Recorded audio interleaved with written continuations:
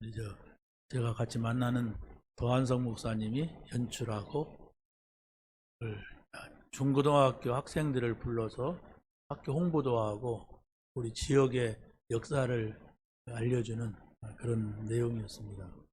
명학소의 북소리라는 연극인데 뭐냐면 옛날에 둔산동 지역에서 이렇게 좀 어려운 사람들이 밥 먹기도 어려우니까 그 가운데 좀 똑똑한 사람들이 반란을 막 일으켜서 뭡니까 관아에 가서 먹을 걸 달라 그래야 그 관아를 습격하고 이러는 내용이고 조금 이렇게 의식이 있고 조금 어떤 먹을 것이 해결된 사람들은 뭡니까 조정을 향해서 뭐 정치 그 권력을 빼앗으려고 반란을 일으키는 막 이런 일들이었고 그리고 또 이제 그 궁중 안에서도 한편에서 신하들이 한쪽은 이렇게 해야 된다 한쪽은 이렇게 해야 된다 하지만 한쪽은 저 반란 일으키는 사람들 달래서 정말 저들의 욕구를 좀 충족시켜야 된다 이런 편이 있고 또 한쪽은 아니다 저것들 봐주면 또 오란다 그냥 탁 때려 잡아야 된다 아마 이랬어요.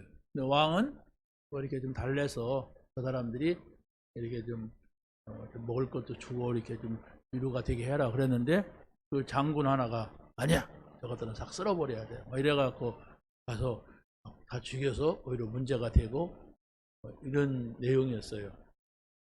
저는 그걸 가만히 뭐 1시간 동안 이렇게 봤는데 3시간짜리는데 1시간으로 이렇게 축소해갖고 내놨어요. 이렇게 보니까 인간 사회라고 하는 것은 어디든지 이렇게 문제가 많구나. 어려운 사람들은 이렇게 막 못 먹어갖고 그냥 먹을 거 찾아서 하다가 그냥 그래갖고 됩니까 그냥 그 가족들이 다 죽어요. 싹쓸이 당해 그냥 가족들이 피바다가 되는 거죠. 뭐 그러고 정권을 막 욕심내는 사람들도 쉽게 그 정권이 뺏겨집니까? 그래서 막 터지게 막 싸우고 막 불이 나고 막 난리가 나는 거예요. 그렇게 없는 시대에 그렇게 막 때려 부시고 막 죽이고 불지르고 막 이러니까 더 어려워지잖아요. 나중에는 이러려고 그랬냐고 앞잡이한테 막 그러더라. 이러려고 막 그랬냐고 막 하면서 막 울부짖는 그런 내용이었습니다. 그러니까 뭐 옛날이나 지금이나 똑같아요. 옛날이나 지금이나 서로 막 뭐 먹을 것 때문에 싸우고 더 뭐 어떤 권력을 가지려고 싸우고 막 물고 뜯고 막 이러는 것이 지금도 보세요. 막 여당은 여당대로 야당은 야당대로 뭐 있으면 그냥 그거 물고 늘어져서 막 상대방 공격하고 무너뜨리려고 하고 막 윤석열 나가라 치고 떠나라 막 이러고 난리가 났어요 지금. 그러고 또 우파대로 또 막 앞장서서 막 떠들고 광화문에서 야, 저 싸움이 언제 끝날까? 응? 어느 편에서 이 정권 잡아야 싸움이 끝나겠습니까? 결론은 우리 주위에서밖에는 믿을 인간들이 없어요. 어디든지 그렇습니다. 우리가 하나님을 믿고 우리 자신을 다스리고 정말 우리는 영원한 나라를 바라보고 한 영혼을 우리가 생각하며 그리스도께로 인도하는 수밖에 답이 없더라고요. 성공한 사람은 좌파들은 나름대로 자기네들이 똑똑하다고 하잖아요. 똑똑하다고 하는데 하나님을 안 믿어. 이 똑똑한 사람들이. 그러니까 막 정부를 무너뜨리고 정권 잡으려면 막 북한 김정은이하고도 손잡고 막 가야 되고 막 이런단 말이에요. 완전 인본주의. 뭐 좀 여당 쪽에서는 뭡니까? 그래도 기독교 쪽에 가깝다고 하지만 그 사람들도 하나님 안 믿어요. 하나님 안 믿고 뭐 자기네 편이니까 또 뭐 이러고 그래서 참 이 인간 사회라고 하는 게 진짜 하나님을 믿지 않으면 저런 끊임없는 일들이 계속 되겠구나. 이것을 잠깐 이렇게 생각하게 되었습니다. 오늘 본문은 우리가 지난 주에 요한복음 3장 말씀과 좀 이렇게 비교해서 좀 볼 수 있는 내용들인 것 같습니다. 왜냐하면 3장에서는 니고데모라고 하는 사람이 예수님을 만나서 밤에 예수님을 찾아왔거든요. 그런데 오늘 본문에 나오는 사마리아 여자는 예수님을 찾아온 게 아니라 예수님이 찾아갔어요. 의미가 이렇게 좀 다릅니다. 그리고 3장의 니고데모는 유대인 남자로서 세상에서는 성공한 사람이었습니다. 그런데 지금 오늘 본문에 나오는 여자는 사마리아 여자로서 가정을 다 실패한 사람이에요. 이렇게 다릅니다. 그리고 또 니고데모는 예수님을 만났어도 영적으로서 만나지 못하는 이런 장애물들이 쫙 그에게 있었어요. 성공이라고 하는 세상적인 것, 세상의 것을 가지고 많이 있었기 때문에. 그런데 이 사마리아 여자는 무지무지하게 많은 문제가 있었지만 그것을 다 버리는데 쉬웠어요. 버리고 예수님을 따랐다 이랬습니다. 그 얘기입니다. 그래서 오늘 말씀에서 제목의 말씀을 드린다면 치유하시는 그리스도. 치유라고 하는 것은 치료하고 달라요. 치료는 의사가 육신을 고치는 거라면은 치유는 우리의 내면을 바꾸는, 이게 영적으로만 가능한 거죠. 그래서 내면, 안 보이는 것을 바꾸는, 이걸 치유라고 합니다. 그런데 지금 이 사마리아 여자는 이루 말할 수 없는 문제가 있는데 예수님을 만나가지고 이 사람이 다 치유를 받습니다. 평생 고민하던 개인의 문제, 가정의 문제, 국가의 문제, 이걸 다 치유를 받아요. 오늘 우리도 여러분들 와서 이렇게 예배를 드리지만은 나름대로 나만 고민하는 게 있을 거예요. 우리 가정만 가지고 있는 고민하는 문제가 있을 겁니다. 이런 문제가 여러분이 그리스도의 말씀을 통하여서 치유받는 이런 시간이 되시기를 바랍니다. 사람은 다 만족할 수는 없어요. 그런데 모든 문제가 아니다 하시는 분을 만나서 그분하고 항상 같이 있으면 돼요. 나는 힘이 없어요. 우리는 힘이 없잖아요. 없는데 모든 문제를 해결하신 그분을 인격적으로 만나고 내가 그분하고 인격적으로 만났다는 것은 대화할 수 있는 거예요. 그렇죠? 사진을 쳐다보는 것은 아무리 훌륭한 사람 쳐다봐도 그건 인격이 아니에요. 사진입니다. 그림이란 말이에요. 그런데 사람과 사람, 살아있는 존재잖아요. 그건 대화할 수가 있어요. 그런데 하나님은 눈에 안 보입니다. 안 보이지만 내가 만날 때에 그 하나님의 소리를 들을 수가 있고 또 내가 만났을 때에 하나님 앞에 내 이야기를 할 수가 있는 겁니다. 그러니까 이런 관계가 돼야 돼요. 말씀이 듣고 말씀이 들려지고 내가 말할 수 있는, 이게 신앙인이고 구원받은 사람입니다. 그런데 목사 하나 구경하고 가고 목사 하나 얘기 듣고 가면 그건 하나님 만난 게 아니에요. 여러분이 하나님은 정말 눈에 안 보이니까 목사가 대신 하나님의 말씀을 전합니다마는, 그러나 여러분이 하나님의 소리를 들어야 돼요. 거기까지가 중요한 거예요. 하나님의 소리를 듣는 사람이냐, 구원받은 사람이냐. 하나님 앞에 말할 수 있는 사람이냐, 그 구원받은 사람이냐. 나는 하나님의 소리도 안 들리고 나는 하나님 앞에 뭔 말을 할 마음도 없다. 미안하지만은 여러분의 문제는 해결될 수가 없습니다. 여러분의 문제는 여러분을 더 힘들게 할 겁니다. 여러분이 생각하는, 고민하는 그것은 여러분 앞에 계속 장애물이 될 겁니다. 그런데 하나님의 말씀이 들려진다. 그러면 여러분에게 있는 문제는, 이 문제가 있는데도 그건 문제가 아니고 오히려 하나님께서 응답하실 수밖에 없고 오히려 그것이 더 좋은 것으로 바뀌는, 여러분이 정말 계속적으로 하나님과 관계를 갖는다면은 그래서 이 문제가 나에게 있었구나 하는 것을 깨닫게 되는 그런 하나님의 은혜가 있게 될 줄로 확신합니다. 그래서 첫 번째, 개인 문제를 치유하시는 그리스도십니다. 먼저 사마리아인의 문제를 치유하십니다. 이스라엘 나라는 바로 남쪽은 유다라고 하고 중간 지역은 사마리아라고 합니다. 그리고 북쪽은 갈릴리라고 합니다. 그런데 갈릴리 지역은 큰 호수가 있어가지고 물이 있으니까 사람들이 거기에 많이 몰려 살았어요. 몰려 살면서 또 저 북쪽의 아수르라든가 이런 나라들이 그 지역으로 오는 이유가 거기에 물이 있으니까 이렇게 몰려 살았어요.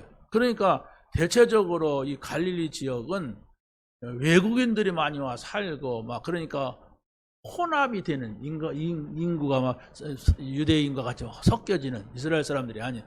그래서 약간 좀 천한 지역으로 이렇게 생각을 했습니다. 자, 그런데 더 문제는 뭐냐면 주전 722년경에 솔로몬 때죠. 솔로몬 왕 때에 솔로몬 아들이 왕이 됐어요. 그러니까 이 이스라엘 나라는 북이스라엘, 남유다로 두 개로 나눠지게 됩니다. 이렇게 해서 역사가 흘러가다가 또 북쪽에는 바로 뭡니까 아수르라고 하는 나라가 공격해 와가지고 남자들을 전부 노예로 잡아가요. 세계 시장에 다 팔아버려요. 그리고 여기다가 세계 시장에서 노예들을 불러다가 거기다가 투입을 시키는 거예요. 그러니까 남자들은 세계 시장에서 잡아온 노예들이고 여자들은 이스라엘 사람들이에요. 그럼 어떻게 되겠어요? 그렇게 흘러가는 거예요. 그러니까 북이스라엘은 인간들도 혼합이 돼요. 이스라엘 사람들하고 혼합이 되고 종교도 순수한 이스라엘 사람들이 믿는 여호와 하나님이 아니고 종교가 짬뽕이 되는 거예요. 이래가지고 아주 복잡한 역사로 이어가게 되는 것입니다.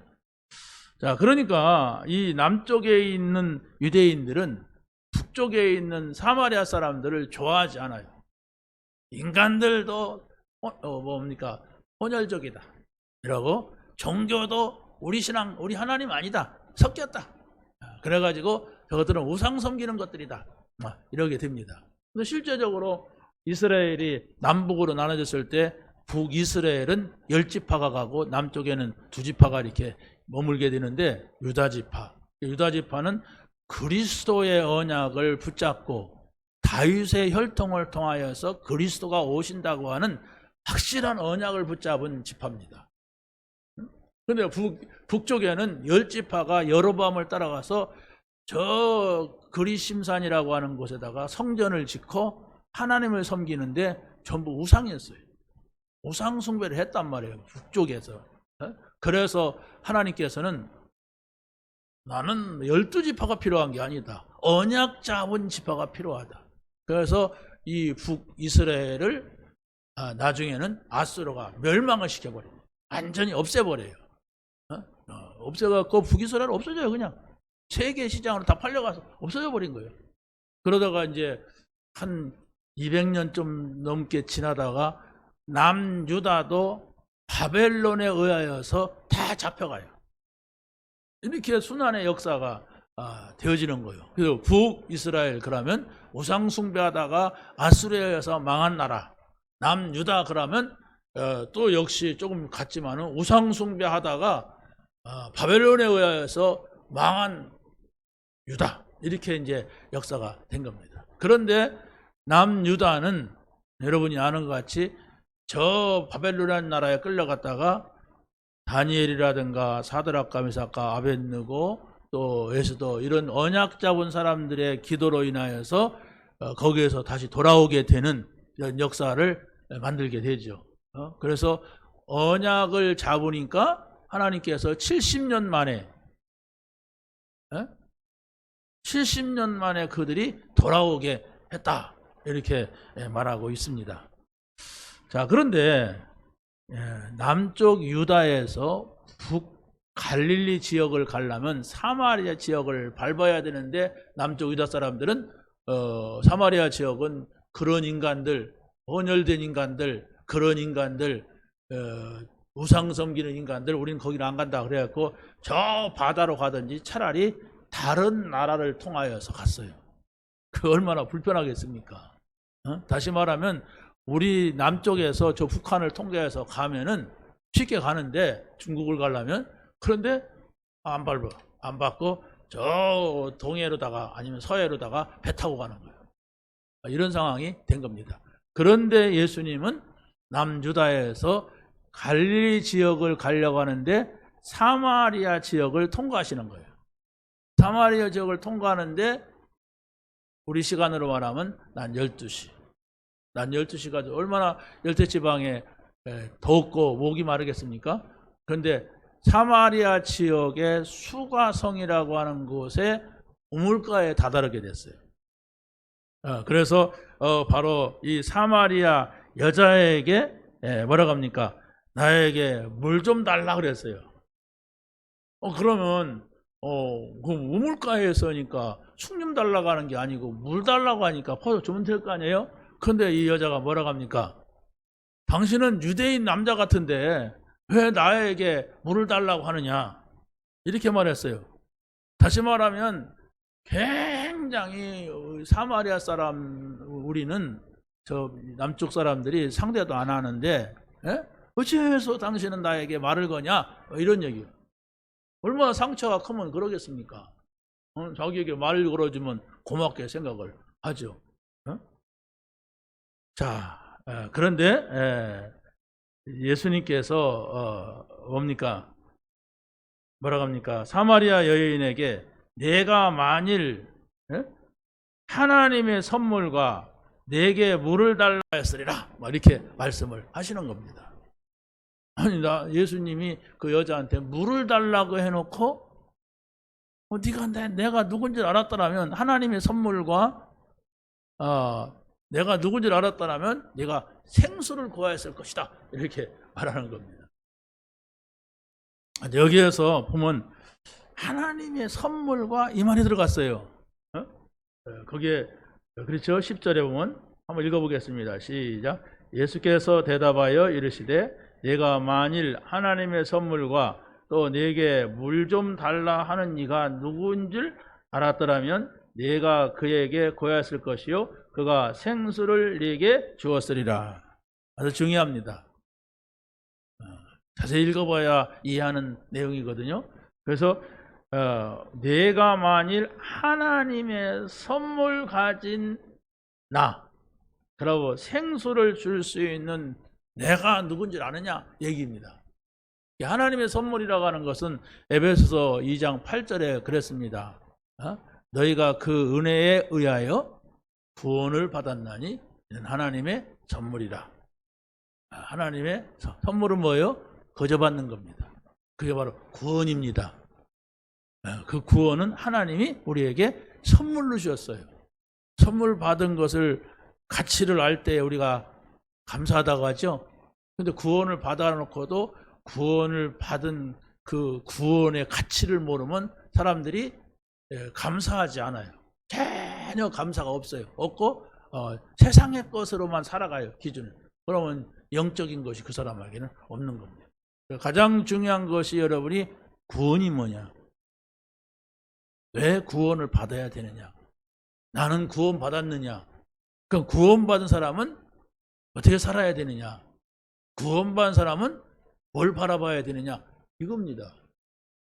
아무리 여러분이 교회 와서 역사를 자랑하고 성경을 많이 알고 뭐래도 내가 구원받았다는 근거가 없으면은 나는 흔들려요. 왜? 많은 문제가 오거든요. 이런 일 저런 일 올 때 반대로 흔들한단 말이에요. 구원받은 확신이 없으면은 가장 중요한 게 구원이에요. 그것이 있을 때에 나는 구원받았구나 이걸 알 때에 생수, 그렇죠? 저 뒤에 물병이 하나가 있어요. 저 계속 마시는 거예요. 왠지 모르게 나이 먹으니까 물이 필요해요. 그럼 여기 또 있어요 물이. 근데 이거 물 없어 봐요. 입이 막 마르단 말이에요. 근데 생수, 성령 충만 이걸 말합니다. 여러분이 구원이 무엇인가를 알고 성령 충만, 성령의 인도, 요걸 이해만 하고 있어도 여러분은 삽니다. 여러분의 문제는 문제가 되지 않습니다. 근데 구원이 뭔지 관심도 없고 성령 충만, 성령의 인도가 뭔지 모르면은 여러분의 신앙생활은 미안하지만 잘 안 돼요.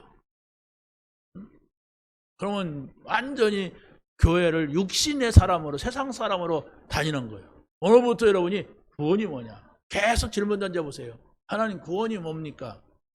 성령이 무엇입니까? 내가 어떻게 성령의 인도를 받습니까? 계속 질문해 보세요.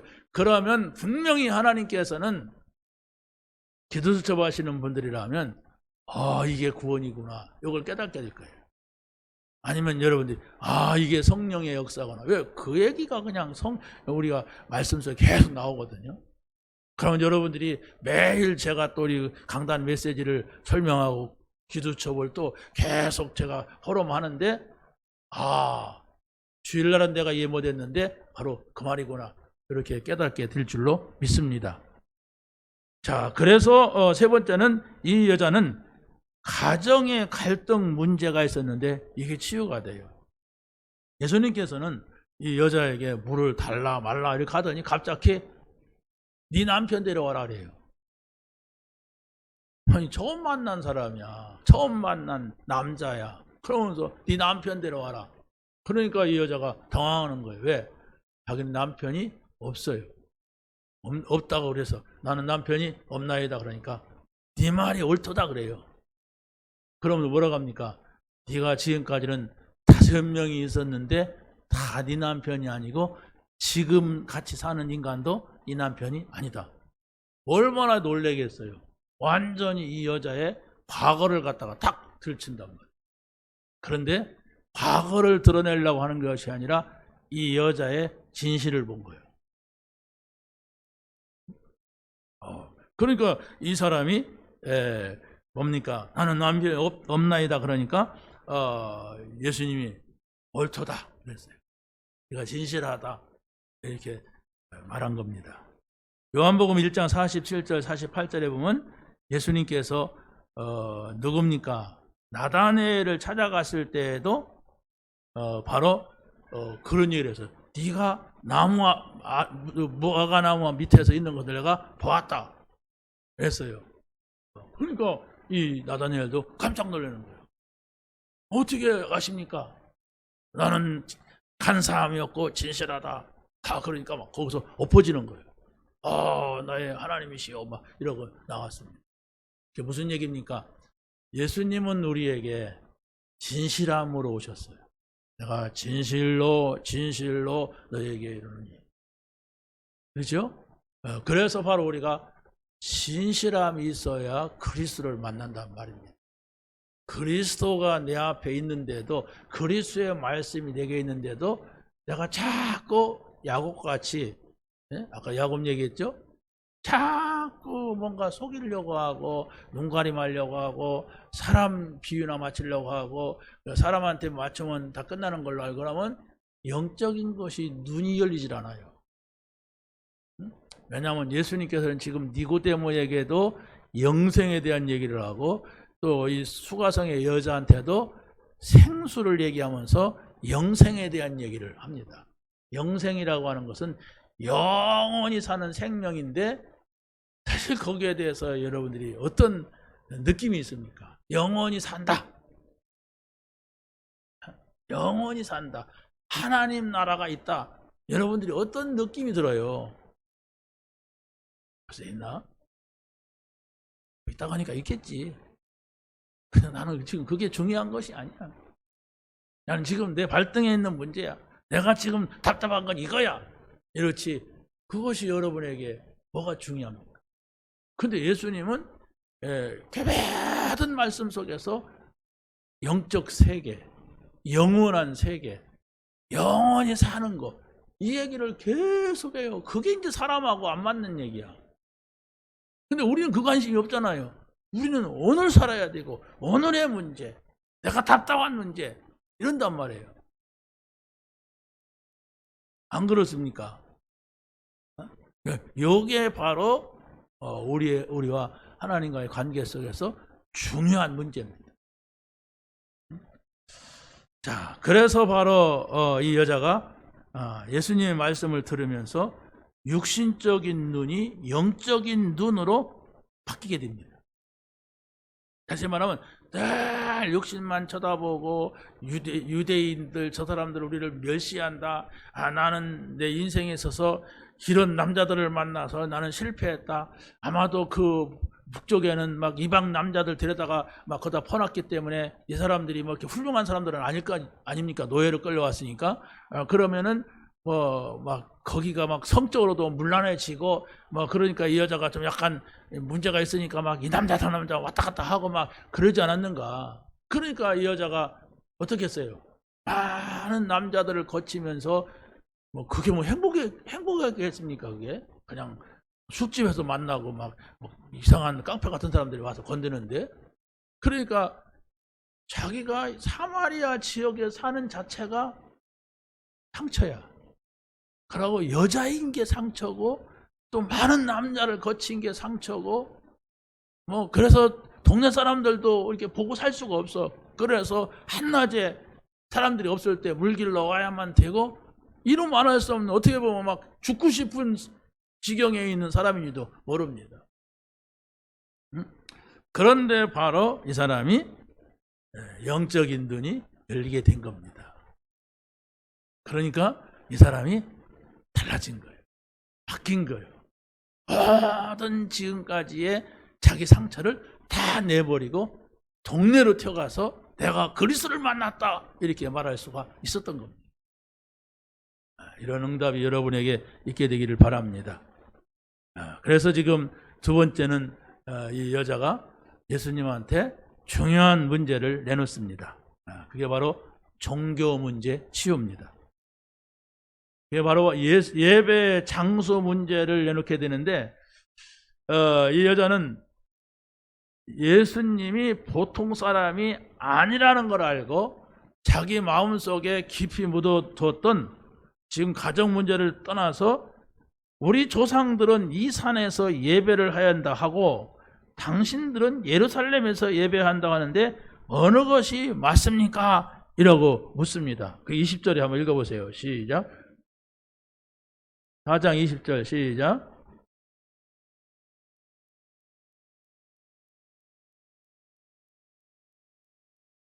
그러니까 예배 갈등이 계속 있었단 말이에요. 여러분에게 이게 적용되는 말씀이 아닐까 생각해요. 예배에 대한 답이 나오면 돼요. 근데 내가 예배를 드려야 될까 말아야 될까, 교회를 가야 될까 말아야 될까 하고서 오시는 분도 있고, 그것도 한 번 나오면 두 번 빠지고 막 이런 경우도 생긴단 말이에요. 왜? 내가 정말로 예수님을 만났다면은 그분 앞에 내 얘기를 다 할 것인데, 그러지 않습니까? 내 얘기를 다 할 것인데 내가 내 문제를 내놓는 것조차도 뭐 꺼려진단 말이에요. 그러니까 예수님에 대한 말씀을, 예수님이 나에게 하시는 말씀을 내가 들을 수가 없는 겁니다. 그래서 우리가 예배가 뭐냐 라고 하는 것을 말씀을 드린다면은, 예배는 워십이라고 합니다. 영어로 워십이라고 하는데 가치, 워스, 그리고 신분, 십, 이게 전미사예요. 이렇게 어떤 단어에다가 십을 붙이면은 이제 그게 한 단어가 되는데, 여기서 보니까 가치 있는 신분이 예배란 말이에요. 그러니까 여러분이 오늘 나와서 예배한다는 것은 아주 하나님을 대면하는 시간이거든요.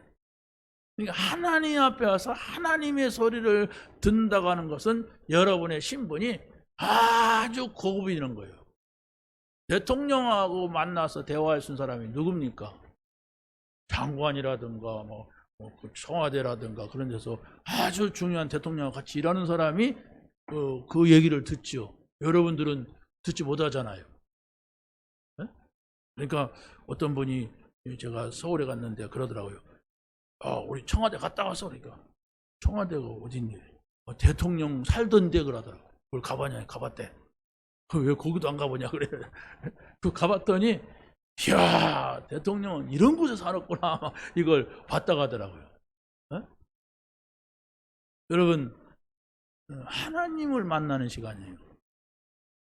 그래서 하나님을 만날 수는 막 길거리에서도 만나기도 하고 집에서 만나지만 예배하는 장소에서 하나님을 만나기가 가장 쉬운 거예요. 왜 그렇습니까? 예배하기 위하여서 우리가 모였고 예배하기 위하여서 이 건물을 지은 겁니다. 예배하기 위하여서 목사가 설교 준비하고 예배하기 위해서 여러분 성경책 들고 교회에 오잖아요. 그렇죠? 그럼 내가 하나님의 사람이 아니라 할지라도 분명히 이 가운데 하나님의 사람이 있기 때문에 내가 이 자리에 오면 하나님 앞에 나온 것과 같단 말이에요. 그렇다면 이제 중요한 것은 내가 하나님의 소리를 듣느냐, 그냥 온통 목사의 설교만 듣고 가느냐, 이게 관건이란 말이에요. 하나님의 소리를 분명히 들었다면 여러분 하나님 앞에 반응하고 싶은 생각이 든단 말이에요. 하나님은 이 말씀을 나에게 계속 하는데 하나님 저는 이렇습니다, 이렇게 반응을 하게 되는 겁니다. 예배, 워십 뭡니까? 가치 있는 신분이다. 그러면 내 신분 자체가 가치 있는 신분이라고 하는 건 가치 있는 사람이라고 하는 것입니다. 그래서 바로 히브리서 10장 25절에 보면 이런 말씀이 있어요. 한번 읽어보세요. 시작. 모이기를 폐하는 어떤 사람들의 습관과 같이 하지 말고 오직 권하여 그날이 가까움을 보일수록 더욱 그리하라 하자 그랬습니다. 그래서 우리 성도는 바로 예배로 모여야 되고 함께 모여서 뭐 해야 됩니까? 그리스도의 몸을 이루는 거예요. 그리스도가 교회의 머리가 된다면 우리는 그리스도의 지체가 되는 거예요. 지체가 뭡니까? 뭔가를 발이 있으면 어디를 가요. 손이 있으면 뭘 만지고 일을 해요.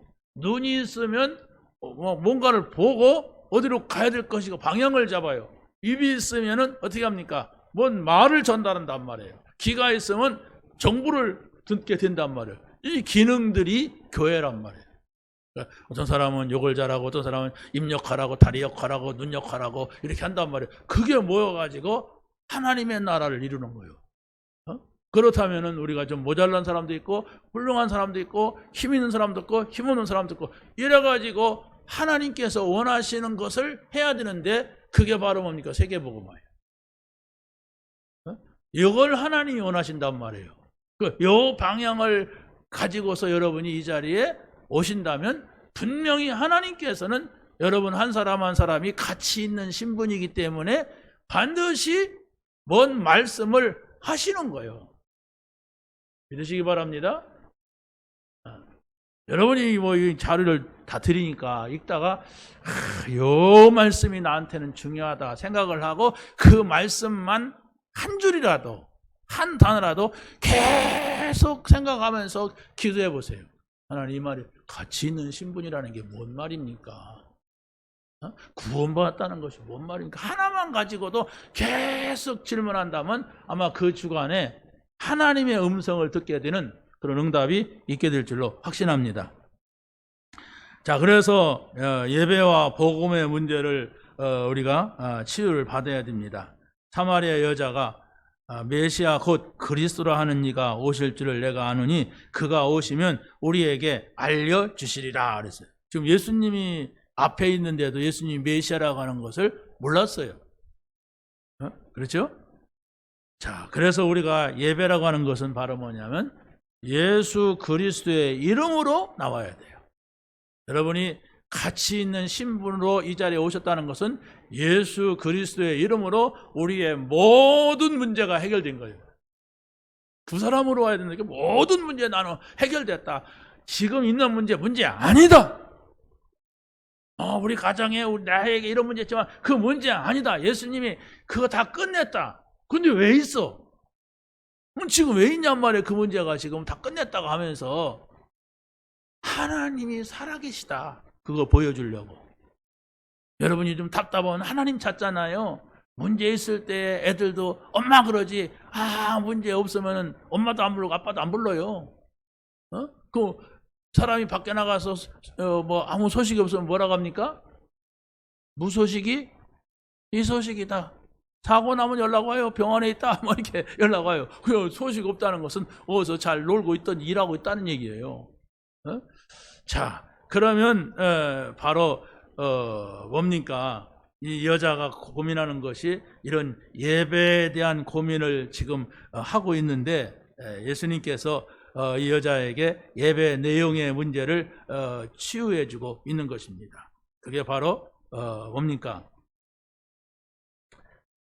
너희들은 알지 못하는 예배를 드리고 우리는 아는 예배를 드린다. 이렇게 말하고 있어요. 그러니까 사마리아 지역 그리심산에서 드리는 예배는 알지 못하는 종교적인 예배다.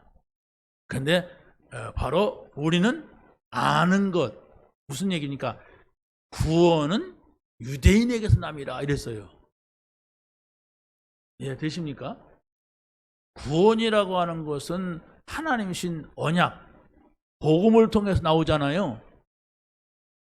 그러면 남쪽은 유다 지파를 통하여서 그리스도가 오신다고 하는 확실한 언약을 붙잡고 있어요. 그런데 북쪽은 10지파가 올라갔는데 아니다! 이렇게 해야 돼. 왜? 북나라를 세우려면 아니다. 그것이 아니다. 그리심산에다가 세운 이 여기가 하나님이 받으시는 예배다. 이렇게 우긴 거예요. 그러니까 그 사람들은 헷갈리고 우상숭배를 했던 겁니다. 그런데 예수님이 지금 그걸 딱 찍어주잖아요. 너희들은 알지 못하는 예배를 드리고 우리는 안다. 구원은 유대인, 유다인, 누굽니까? 유다, 야곱의 12아들 가운데 유다 지파를 통해서 그리스도가 오신다. 여기서 구원이 난다. 이걸 말씀해주고 있는 겁니다. 무슨 얘기입니까? 여러분이 어떻게 구원받는가를 알아야 돼요. 교회 다니면 구원받는다? 천만의 말씀입니다. 바로 구약에서 말했던 여자의 후손, 그렇죠? 가나안 땅으로 오신다고 하던 바로 그 아브라함에게 약속한 그 그리스도, 피 언약으로 약속했던, 그래서 이스라엘 백성들을 애굽에서 불러낸 그 그리스도, 그렇죠? 처녀가 잉태하여 아들을 낳을 것이 그 이름을 임마누엘이라 하라. 우리와 함께 하시러 오시는 그 그리스도, 그 그리스도가 오셨단 말이에요. 그 그리스도를 여러분의 주인으로 모실 때에, 여러분의 하나님으로 모실 때에 구원이 이루어지게 되는 것입니다. 그럼 그 구원이 이루어질 때 막 불이 오느냐? 불안해도 괜찮아요. 말씀을 붙잡으세요. 어떻게 붙잡습니까? 이렇게 붙잡는 게 아닙니다. 이렇게 붙잡는다면 그냥 뭔가 꽉 붙잡으면 되는데 소나기가 없으면 구원 못 받잖아요. 어떻게 받습니까? 아, 예수가 그리스도시다. 십자가에서 내 문제 다 끝냈다. 아무것도 염려하지 마. 하나님, 염려하지 않고 오직 주만 바라보게 하옵소서. 어떤 문제 있어도 나 흔들리지 않게 하옵소서. 그게 기도라니까요. 그래도 흔들린다. 계속 그 말씀 빨간 줄 치고 막 외우고 이러면서 여러분 자신이 그 말씀 속에 있게 하세요. 그럼 구원이 확신될 겁니다. 구원이 여러분에게 이를 때 성령이 역사할 겁니다. 믿음을 어떻게 갖는지를 사람들이 모른단 말이에요. 믿음은 내가 막 그냥 답답한 거에서 그거 해결되면 믿음이라고 생각해. 아닙니다. 그건 좀 기다리면 문제가 아닌데 내가 그냥 속닥쓸 뿐입니다. 여러분이 지금 있는 문제 조금 기다려보세요. 그러면 아무것도 아니었구나. 이런 것들이 많아요. 근데 내가 그냥 막 성질이 급해가지고 빨리 좀 이것 좀 해결됐으면 좋겠다. 그래갖고 해결 안 되니까 막 병 생기고 막 해결되니까 아이고 잘 됐구나 이러는데 그게 아니란 말이에요. 구원은 그리스도입니다. 그리스도를 여러분이 붙잡고 있는데 그리스도의 말씀을 내가 가지고 있는데 하나님께서 나에게 평안함을 주시는 거예요. 문제가 있는데 그리스도께서 다 이루었다고 하시는 말씀을 내가 붙잡고 있는데 문제 해결 안 됐어. 그런데도 괜찮아. 하나님께서 해결하셨어. 이게 믿음이고 이게 구원이란 말이에요. 예수님이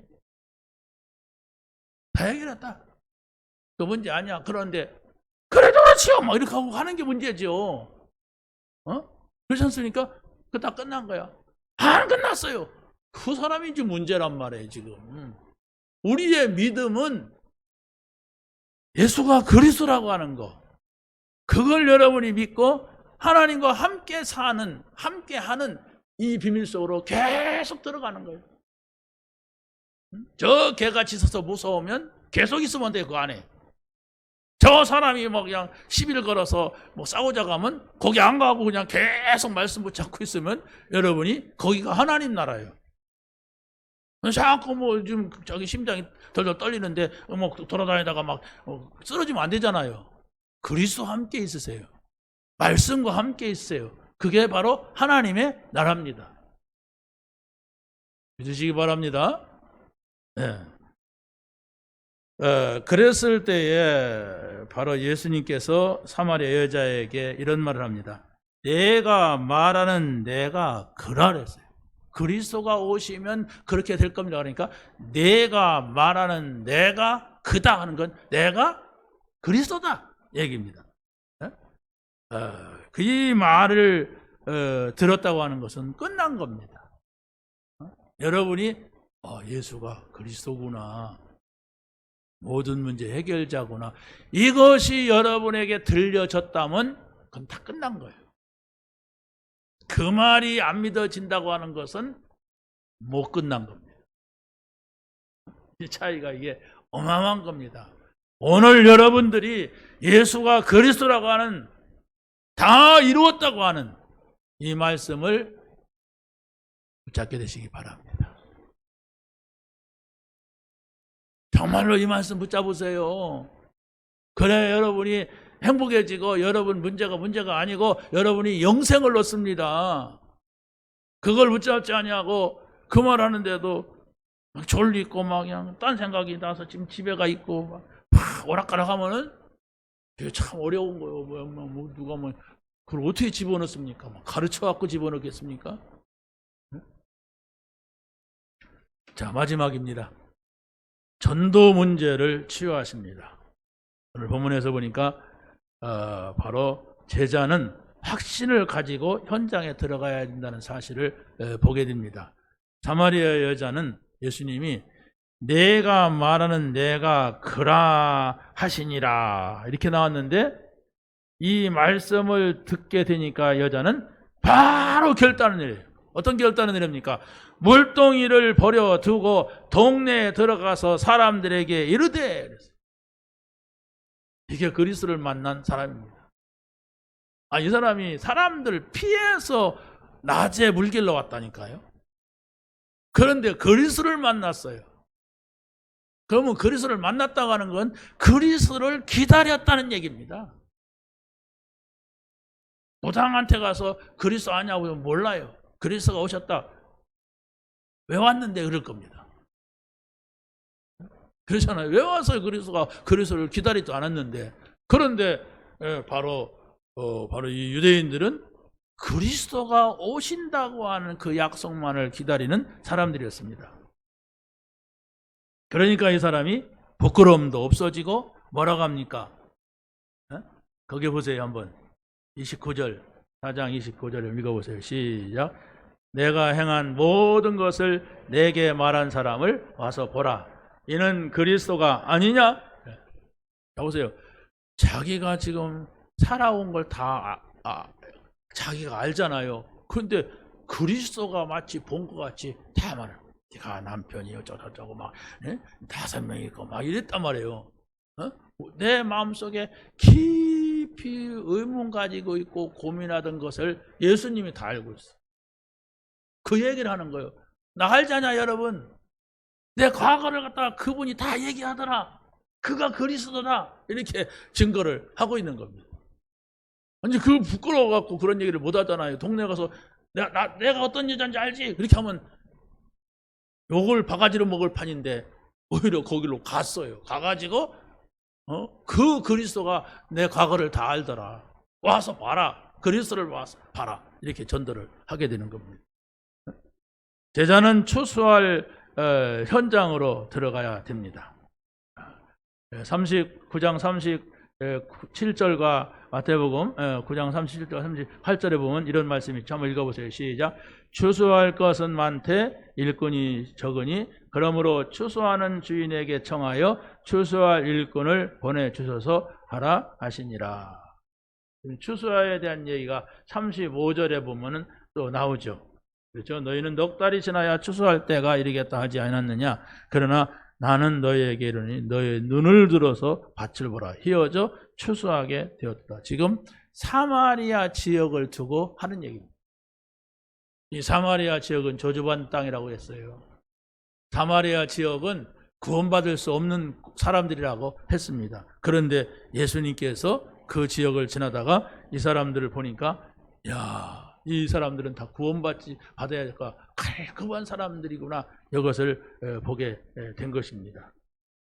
자, 그래서 예수님께서는 제자들을 현장으로 보내면서 이런 말씀을 합니다. 10장 마태복음 10장 12절 13절 거기 한번 읽어보세요. 시작. 그 집에 들어가면서 평안을 빌라. 그 집이 이에 합당하면 너희의 빈 평안이 거기에 임할 것이요 만일 합당하지 아니하면 그 평안이 너희에게로 돌아올 것이니라. 네. 전도하러 가서 그 집에 평안을 빌라. 집이 복음으로 평안할지어다. 그리스도를 만나고 평안한 가정이 되시길 바랍니다. 예수 믿고 평안하세요. 예수 믿고 건강하세요. 예수 믿고 구원받으세요. 이렇게 하란 말이에요. 근데 그러겠습니다. 이렇게 하면 얼마나 좋겠어요. 그러면 우리도 기쁘죠. 그런데 그렇지가 않단 말이에요. 그래서 예수님께서 하시는 말씀이 만약에 그 집에 이 평안을, 이 복음을 받을 사람이 있으면 좋지만은 그렇지 않고 거부한다면 너희들이 고백하고 선포하고 말한 모든 것이 너희에게로 돌아오리라. 이게 전도자의 축복입니다. 나는 저에게 말했는데 저 사람이 받지 않아서 그랬는데 그게 아니야. 내가 선포한 거, 하나님의 명을 따라서 선포한 게 그게 다 나에게, 우리 가정에, 우리 후대에게 돌아오게 된다고 하는 말씀입니다. 마지막 세 번째는 제자는 양식을 가지고 현장에 들어가야 합니다. 예수님은 제자들에게 이런 말씀을 합니다. 요한복음 4장 33절 34절 시작. 내게는 너희가 알지 못하는 먹을 양식이 있느니라. 나의 양식은 나를 보내신 이의 뜻을 행하며 그의 일을 온전히 이루는 것이니라. 예수님께서는 지금 물 먹으러 와서 물 달라고 하더니 지금 물 먹을 생각 안 하시고 지금 막 이런 얘기까지 와요. 양식이 내게 있다. 제자들이 먹을 것을 구하러 동네에 갔어요. 그렇게 와서 이렇게 먹을 걸 주시니까 그 얘기를 또 하시는 거예요. 그러니까 물 드시러 가서 생수 얘기하시고 또 먹을 걸 갖다 드리니까 그걸 가지고서 또 양식 얘기를 하시고 그 양식이 바로 무엇입니까? 그렇죠? 양식이 아버지의 뜻을 행하며 그 일을 온전히 이루는 것이니라. 이게 영적인 얘기죠. 그래서 우리는 오늘 말씀을 통하여서 결론을 내려야 됩니다. 그게 바로 사도행전 1장 8절 말씀을 한번 암송하시기 바랍니다. 시작. 오직 성령이 너희에게 임하시면 너희가 권능을 받고 예루살렘과 온 유대와 사마리아와 땅끝까지 이르러 내 증인이 되리라. 예수님이 원하시는 겁니다. 우리에게 성령이 임하시면 내가 뭐 할 거냐? 증인되자. 증인이란 바로 뭐냐? 전도자의 길을 가는 것이고 전도자의 삶을 사는 것이고 전도자의 상급을 받는 것이다. 이 응답이 여러분에게, 여러분의 가정에 있게 되기를 예수님의 이름으로 간절히 축원합니다. 하나님 감사합니다. 오늘 주신 말씀을 붙잡게 하시고 이 말씀에 증인되게 하여 주시옵소서. 예수님의 이름으로 기도하옵나이다. 아멘.